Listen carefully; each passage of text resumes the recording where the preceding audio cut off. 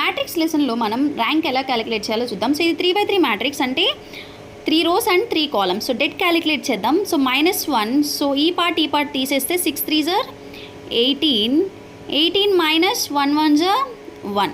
So next -0, so ఈ part తీసేస్తే 3 3s are 9, minus into minus plus 1 5s are 5, so +6.